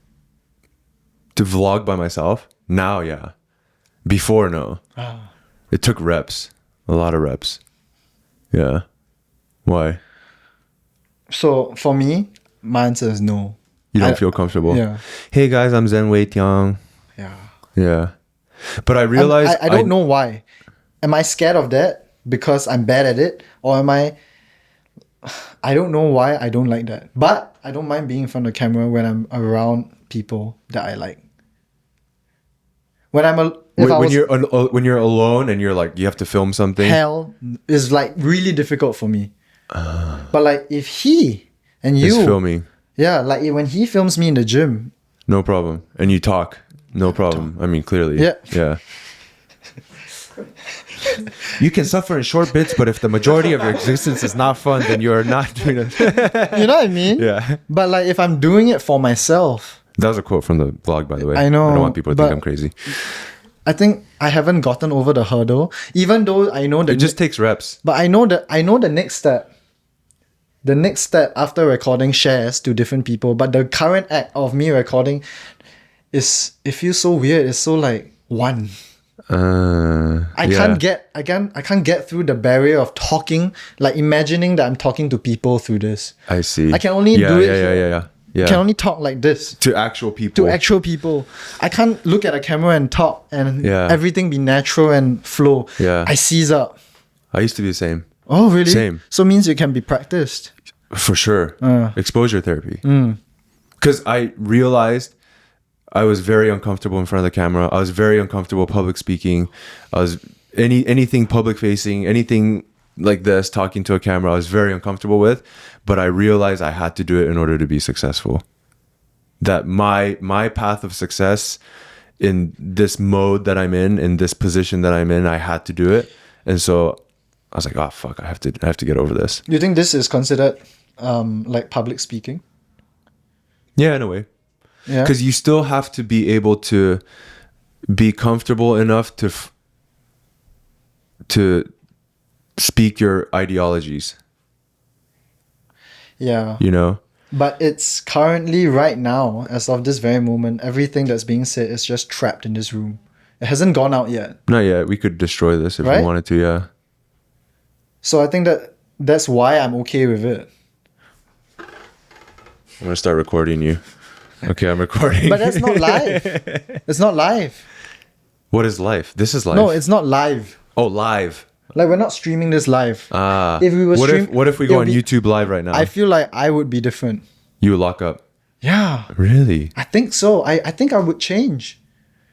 Should we Yeah. try it? Just start YouTube live it. We were talking about that. YouTube live it. Maybe we That's don't our for next some project. people. Maybe some people are going to be so uncomfortable with it. Our next project is having a full broadcast room where you can. And we're doing like a kick or whatever. Like a Tonight Show kind of thing. I think it's good. But not maybe just like the Just last 10 maybe minutes. not for me though, please. No. No, like the last 10 minutes. Oh, we live. You know the what I last mean? You 10 live minutes. stream and then you let people know like on this day you can come in, watch live stream and ask Q&As. There's a segment. Yeah. Oh, the live segment. The live segment. Okay, now we're live. Be politically correct. Yeah. Basically. But we talked about it. Yeah. It's our next project that we're working on. Could be fun. But I think live Q&A could be fun. yes, live Q&A would be amazing. For Actually, your audience to audience, ask. Live audience. yeah. Wow. For sure. Oh yeah. Let us know. Would you guys enjoy that? What? I already know the answer. It's yes. Oh, I don't know. Like the people who follow the ESV story like will love it because they already bought into their ideology. Yeah. They've already like low key. Actually, yeah. I've done a couple Q&As on YouTube already, and I still get questions Yeah. on my, hey, I saw that live that you did from like a year ago, and you said this, and I was like, did I? Well, low key once you're like hooked and a fan of like this world, you don't really leave it. What have Yeah. we done? You've created a great platform and ability to spread ideology. Why is that important to you, do you think, to spread your ideology? Because there's so much negative ideology going around. I want to be part of the balance. What Oh, the other side. What is your ideology? Wow. That's a big one. One word? That- I don't know. Maybe Oh, my name. yeah, if you were to- Zen. Is that what that means in Chinese? Oh, you're just saying Zen, like Zen. I thought you meant like the Chinese character Zen. Zen. Teong is archer. Yeah. Right? Zhang is archer. Yeah. Zhang. Yeah. What's Zen way? Zen is just. Just Zen. Yeah. So if you had to boil your ideology into one word, what would you do? Zen. I do that thought experiment sometimes when I'm trying to explain something and I can't. I try to boil it down to one word, and I do that. Okay, now boil it to 2 words. Now you get 2. Do 2 words. Okay, now boil it to 3, and then over you keep doing it, and then you'll be able to explain your ideology well. Because you're only if you do that, you only add what's necessary and you remove everything else that's unnecessary. I see. What else can I? No, actually, no. I'll just pick one. Zen. One word. What does Zen mean? Exactly. To me, it means Exactly. what? Exactly. What does Zen mean? It doesn't need to mean anything. That's what my ideology. Is what? Now you're trying to put reason, and that's not the point, is what he's saying. My ideology is that you don't What? You don't label it. You asking you take things that the way they are. It is what it is. You're present. You live life. You just go through it. You're gonna die. Just Zen. Flow. You're gonna have instances where you're not gonna be in the flow, right? But how quickly can you remove yourself, go into alien mode, third person perspective, analyze your life, your environment, so that you can go back into flow state. So most of us want to always, you should thrive to be in flow state from the moment you wake up. But if you're not, don't get upset. Find out what's throwing you off balance so that you can get back to balance. Don't get caught into the wave of being thrown off balance. A lot of times, people wake up, they feel good, but one small thing at the start of the day throws them off too much to the point like, oh my gosh, my car. Oh my gosh, traffic. Yeah, they can't separate fast enough. Oh my gosh, I'm 15 minutes late. Does that mean like I'm gonna get fired? Oh my god, I'm 2 minutes late. Like, do these people think that I'm lazy? Da-na-na-na-na-na. Yeah. Stop. Your ideology is just Buddhism. Yeah. Or, Stop. yeah. Zen. Yeah. Stop. It's okay. Are you Buddhist? No, but I do have a lot of statues of Buddhas in my house. I have 3. One standing, one sitting, and one lying. My parents... Are your parents Buddhist? No. They enjoy the... I think my family, we are free thinkers. We just steal all the best forms of ideology from each one. From each religion. Uh-huh. And then you just form your own. What's Singapore, primarily? Primarily, Christianity and Buddhism. Half-half? No, I think What's the majority? more Buddhism. More Buddhism? Yeah, because the older generation. But then with the new generation, a lot more Christianity. Really? Yeah. I always find it weird. I don't know why, but picturing like Asians in a church feels funny to me. Go to Korea. Yeah, I know, because like Jesus was like supposed to be like white, A white guy? right? Like a white guy. Yeah. That's what they say, yeah. right? That's what they say. We don't know. Right? Yeah. He could be any other color. I don't know. Yeah. But like currently, like whenever you see it, it's always like a white guy. Uh-huh. And then like I thought when I was growing up, I always used to think like Christianity was associated with like America, you know, like Europeans. And then like seeing it so prominent in Asia, it's always so mind-boggling to me. And I finally realized like why. It's because like religion is so important, right? So important. You need to have the faith. Yeah. You need to have the faith. Drew and I talked a lot about that on our podcast. Yeah? Yeah. About having high faith. And even if you're not religious, having high faith is very important. And I told him I've always been a pretty high faith person, even though I'm not religious. Yes. So like my ideology of Zen has a lot of faith in it.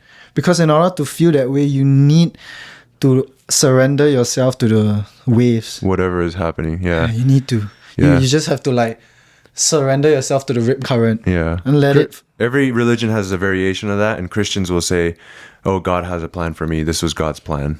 Yeah, it's the same, but it's the same thing. Oh yeah, he's teaching me to fish. He's giving me the tools. He's challenging me in life. You just put it it's just, to outside factor, so it's not. Yeah, it's just different. That's not in your control. Yes, it's just different forms of like trying to teach people how to calm themselves and move forward in life.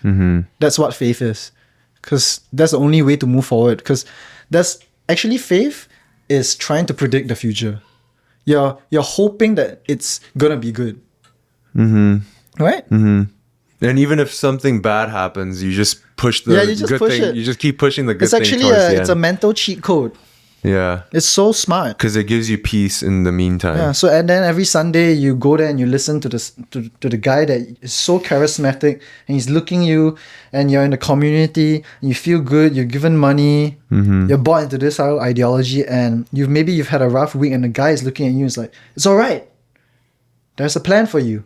This week was challenging so that there will be a week that you can enjoy. Think about that. Like, wow. If I was buying into that, that would be so important for me.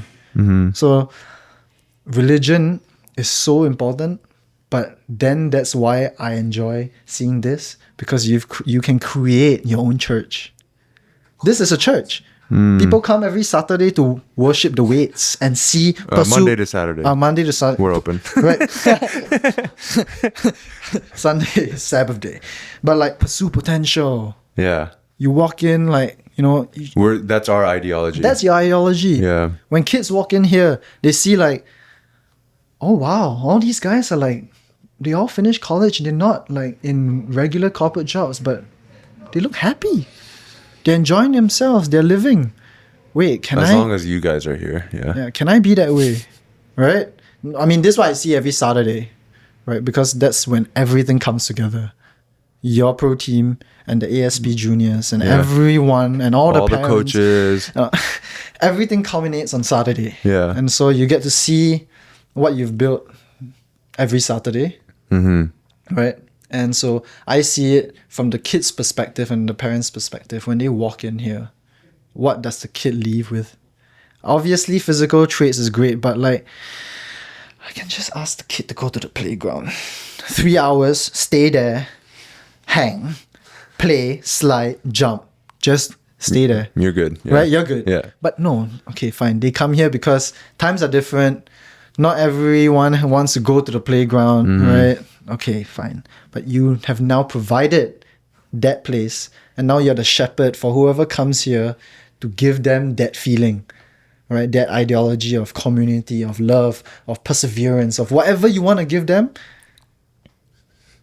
is there. And why it's so good here is because when the parents are away, they can be who they want to be.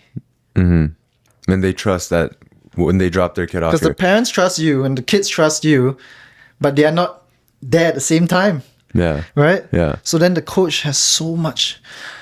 Responsibility. Yeah, so much. I think people get into coaching too lightly sometimes. Oh, it's a very... So too many coaches are not coaches.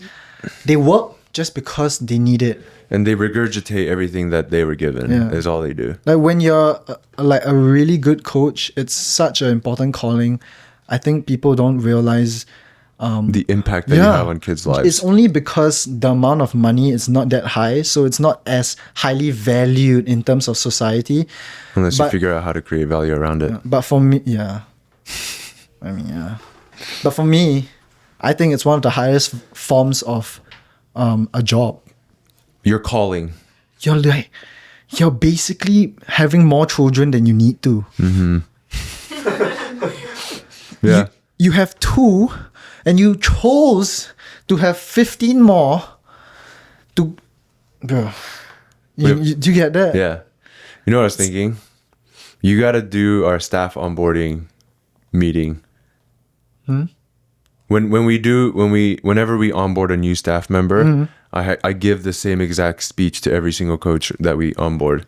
That your job as a coach is so damn important. And if a parent drives here and drops their kid off and all they get is a strength training session, then you just wasted their time. Yeah. And you're not fit for this job. Yeah. And we have a whole staff handbook that I read and we share to all the coaches. Basically, you just said my entire speech that I give to the coaches. Nice. Yeah. We're on the same page on this. Because But think about it, like you can get training anywhere in the you can go anywhere. You can go to 24-hour fitness and hire a personal trainer. correct. It's easy. because like, also you gotta think about it, right? Most of the times in the current situation, both parents are working. Right? They're working really hard. They have a lot of stress, and probably by the time they come home, they just want to have dinner, go through a bit of the day with the kid, put the kid to sleep, and then restart the day. There's no imprint, Yeah. right? There's not much deep connection. And when especially for young men, when you don't get that, I think you go way off course, right? You need to give that. You here. need to give that here. Yeah, that's what I had when I was young, because my dad and mom had to work a lot, and I spent most of my time in either school or training. But I didn't really like the teachers in school, because the teachers in school, they all looked like they didn't want to be there. So then why do I want to be there if you don't even want to be there? But okay, fine. When I go swimming practice, fine. Gary wants to be there. Yeah. Right. Gary used to be a banker. He quit and went over to coaching, and now he's the head coach of Singapore. So you know he has passion for coaching. He has to. Right? He told me when I was in Singapore that he could have made more money. Exactly. But like, he was like, he's the perfect example. But this is my calling. I Yeah. was like, damn, respect. Yeah.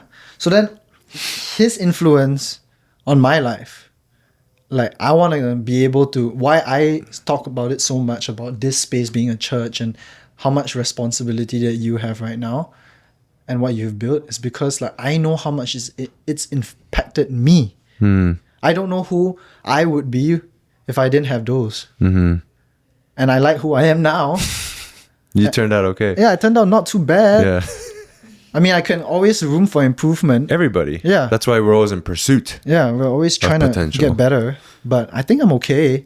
And I think I would like that more young kids adopt my mindset when it comes to life and swimming and People work. will be much better off. I'm not saying that I have the golden answer. Yeah. I'm just saying try it out. Yeah. I might be right. Yeah. You know, I might be right if you're feeling off. Why not just take a week off social media, 9 hours of sleep, eat non-processed foods, go from 1 hour to 2 hour walks every day for 7 days straight, and then let me know if you still need your Xanax. If you still need therapy. Yeah, let me know. Yeah. But if you're not willing to try it out, then sorry. That's the hard part, getting Yeah. people to try that.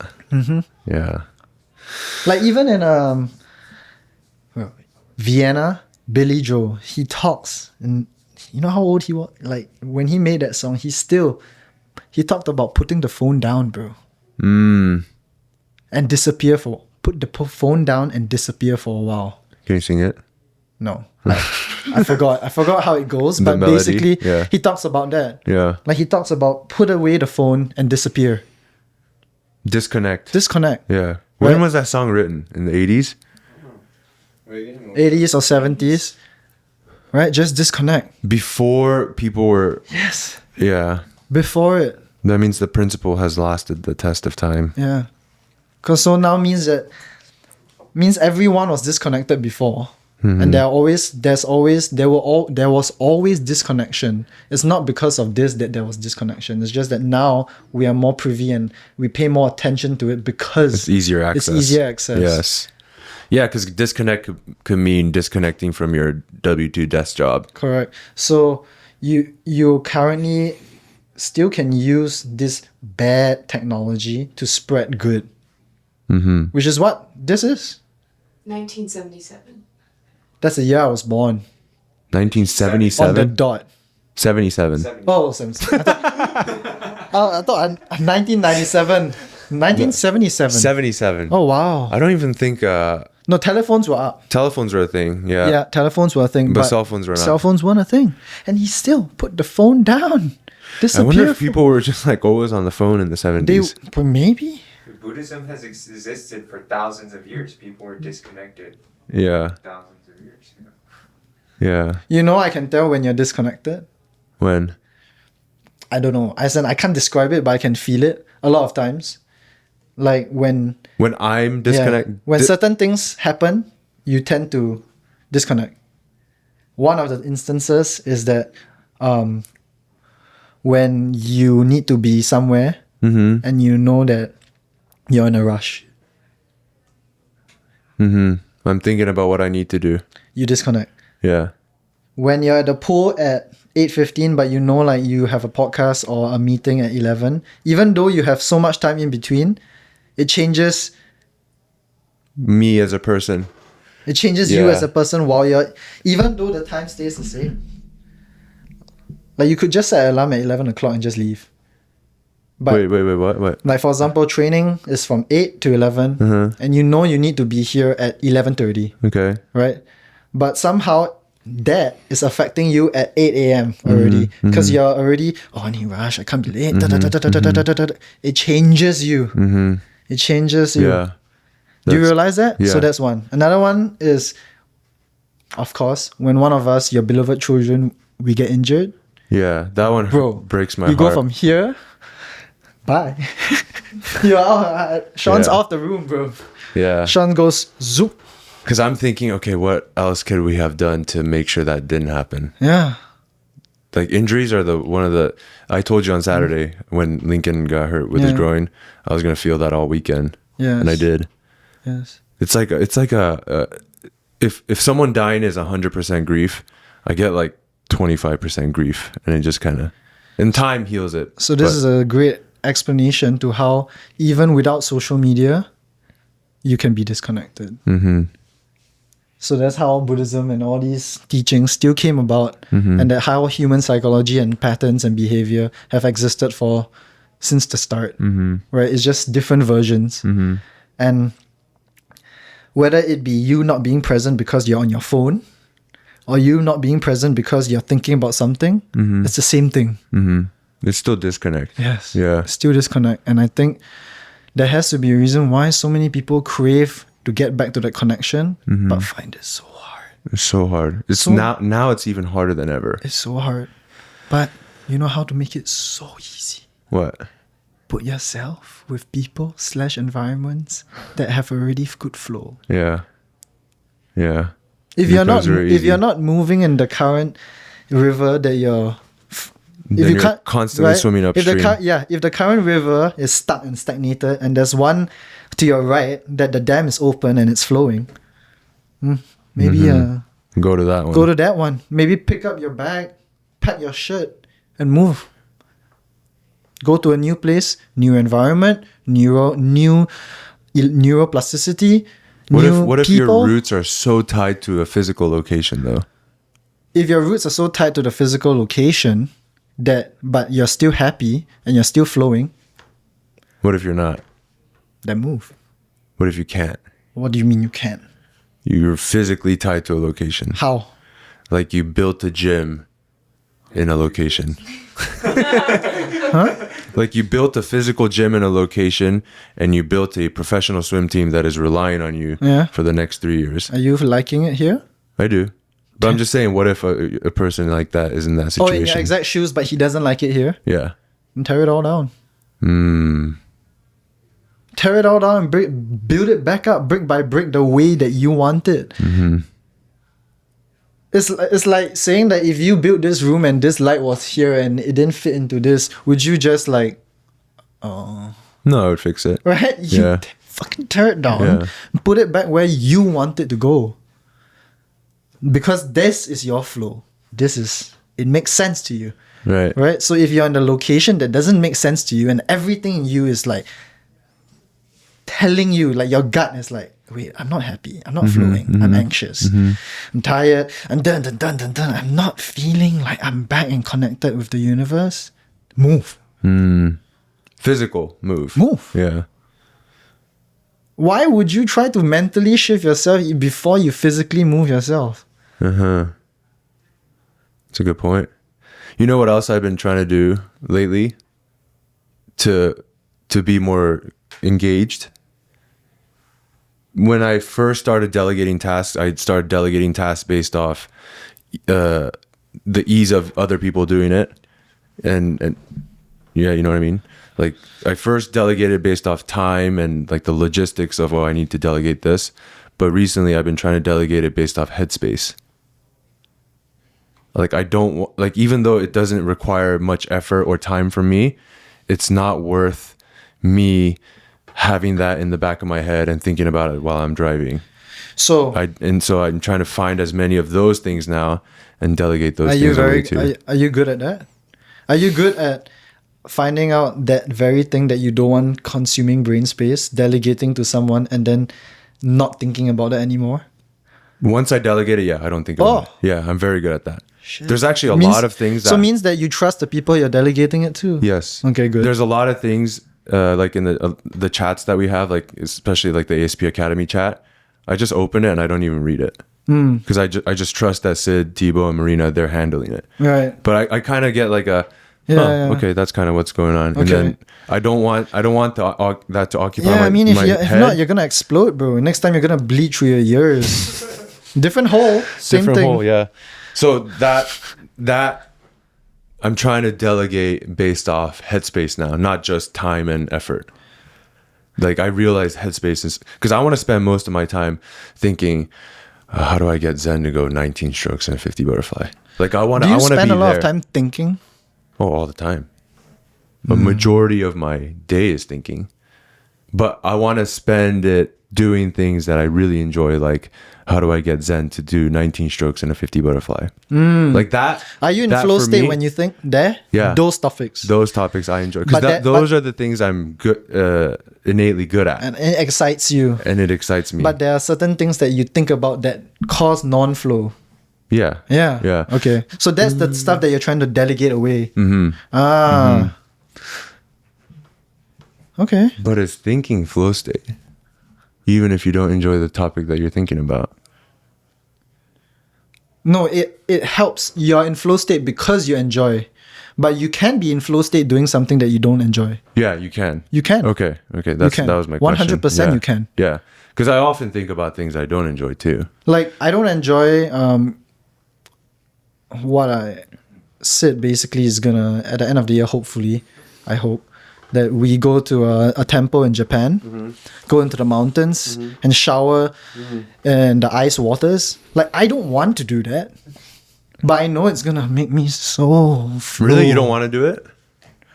I want to do it. No, like I don't want to do it because like I know like How painful it's gonna no, be. my body is, bro. Oh, you're a bitch to the cold. Yeah, my body is obviously gonna be like, dude, it's cold. Like, why would you go in there? Yeah, it's 65 Like, degrees out. like, yeah, right.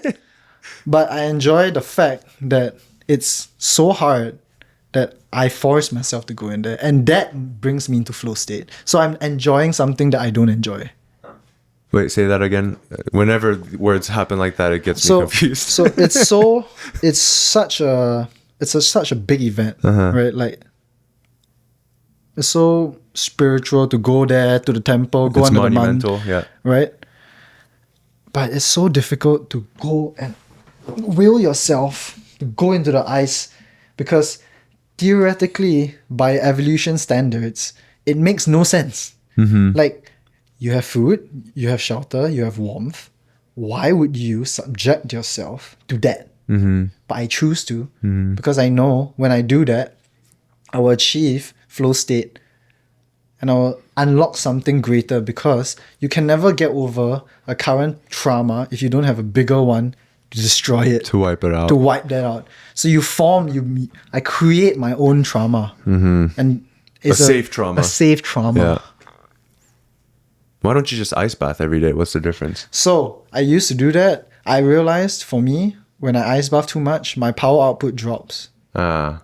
Yeah. Uh-huh. And it's too much adrenaline for me.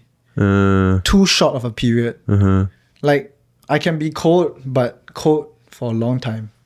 But not too cold for very short. Do you get it? Yeah. Like, the ice baths in Singapore are like 4 degrees. Here in the ocean, you take a dip, 14, Yeah. 13. You could do it for longer. Yeah, 5 minutes sculling, feel the, oh, nice. Yeah. Yeah. I've been going for sunset dips with the ocean. My gosh, bro. Nice. You feel so connected. Right? You're literally bathing in the vibration of the earth. It's like the earth is sending out typhoons and El Nino and everything in the Pacific Ocean, and you're just going Absorbing there to it. receive all that energy. Yeah.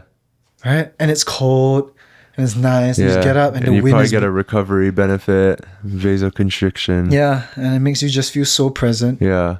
And you can see very far too. I think that's important to see far. Did you know that? If you Yes, I do. the vision can affect how your mind mental state is. Like if you're looking far ahead, Or if you're looking at far distances, you can enter the parasympathetic state much easier. Yeah, and if you focus, If you focus like this is more sympathetic. nice. Yeah. So I should really focus on my toe tomorrow. On my start. Oh, yeah. Right? I was like, what are you saying? Yeah, or just go like this right before you race. No, I've seen. People do that, right? They do this They thing. do the Yeah, I think it's basically to activate your sympathetic. eye movement, or you can do any tennis ball throwing or any reaction stuff. That's probably why you do that too. Yeah, all the CNS stuff. I want to know, because I know every elite athlete has like a sensation or a feeling that they're searching for and they try to get to, right? And your warm-ups are primarily on land and you don't really warm up in the water. And I wanted to know, what sensations are you searching for? What are you looking to feel like? Because you know the feeling that you're looking for, and just yap on that, like where I'm looking for the feeling is like,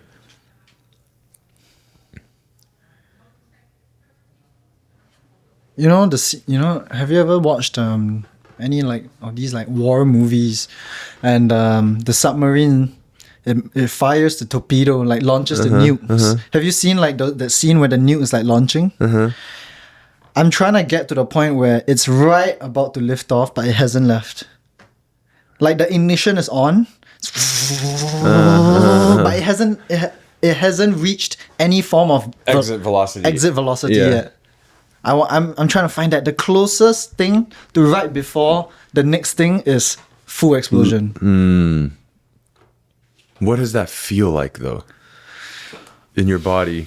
It feels like if you hit it right, it's like, oh. It feels easy to do certain tasks. Yeah, everything comes naturally. Boom, boom, boom, boom. Like, okay, I just imagine myself like trying to go Super Saiyan.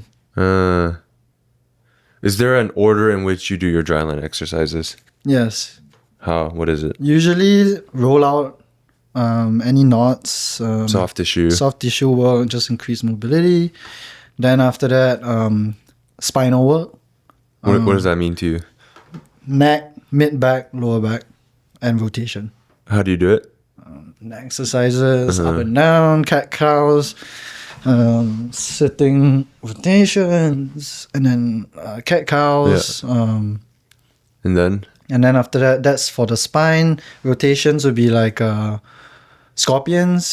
That's still for your spine. Yeah, also. In the spine category. Yeah, spinal. And then after spinal, it goes to shoulder or core, depending. But either one. Yeah. Shoulders will just be external. Practicing the high elbow catch up here, making sure that the shoulder joint is good. Planks. And then core would just be side core, making sure everything's connected. V-ups, push-ups, and then tennis balls. What does the tennis ball do for you? I think it's just a fun way of getting moving. Turning on. Turning on, it's like... Activating. It's fun. It is fun. Yeah. I think I could play catch for an hour. It's like throwing balls with my dad at the beach, you know? Isn't that crazy? Have fun. It's such a simple thing, but it's so fun. For guys, maybe. I don't know. I enjoy it. Yeah. One of the things maybe I have this like Japanese catchophobia almost. Like Japanese people worry about what the other person is feeling all the time, right? And when I play catch, I can play for an hour. But I worry sometimes the person that I'm playing with, I wonder if they're getting tired and they want to stop. Oh. Do you ever feel you're that? just having too much fun. But I'm having so much fun and I want to keep going. Yeah. But I start worrying like, You're so empathetic. oh, are they? I wonder if their elbow Japanese hurts. are very empathetic people. Yes. If you had to One of the define highest form of evolution. Japan's sociology in one word, it would probably be empathy. Wow. Yeah. So anyways, when I play catch, I'm like, oh, I wonder if his elbow And I hurts. don't think it's that simple. What do you mean? Catching and throwing, it's not that simple. Trying to pick up on what you're saying. Bro, which other animal does that? Monkeys? They catch and throw Maybe, I don't with know. preciseness. Maybe not precision. Bro. Any others? The hand-eye coordination is Yeah. uniquely human, bro. The ability for us to pick up something and throw it with accuracy. So if I throw a banana at a monkey, it won't catch it. No, you don't think so? It might react, Yeah. but it's not like the monkey is not like to the point where he's like Steph Curry. Yeah. 3-pointer, what? I wonder if we can train a monkey to do that. You probably could. Yeah. Yeah, but hand-eye coordination and throwing is just one of the most important things I feel. It's very overlooked, especially For swimmers. Why do you think... so many swimmers are so bad at hand-eye coordination. It's ridiculous. What benefit does hand-eye coordination have for swimmers? I feel it's human. Makes you a better It athlete. just makes you better. You not being able to read the speed of the ball and precisely predict where it's going to end up, and then to move your hand directly to that piece of space in a random location that you figured out to match that right here. Yeah. Bro, when I describe it like that, doesn't it seem like pretty advanced computations up here? Yes. So the CNS is Yeah. firing. So when your CNS is weak and you're trained, it's hard Yeah. to track balls and to track things. I think athleticism is the thing that you're looking for, but hand-eye coordination is just a byproduct of athleticism. Like, you don't need hand-eye coordination, but you need athleticism. And if you have athleticism, you have hand-eye coordination. okay. I don't know if you need hand-eye coordination for swimming. Ponty? Yeah. Ponty juggles. Yeah. I think that is just being activated, turning on the sympathetic nervous system. Waking up, getting Yeah. into flow. Getting into flow. When I throw the ball, I feel get like I'm in flow. flow with you. Right? Yeah. We're just looking at each other. You go right hand, left hand. Yeah, right hand, left hand, Yeah. right hand, left Very hand. cool. I have to get going. Can you leave us a question for the next guest? I actually don't know who the next guest is going to be.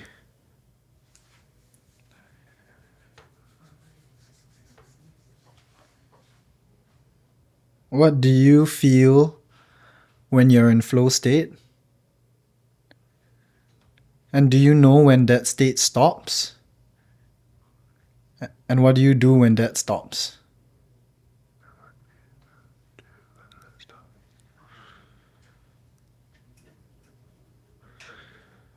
When I'm in flow state, I don't think about anything other than the task. Yeah. Are you aware of time? No. Yeah. But that's in the definition of I only think about the task. There's time is not included within that.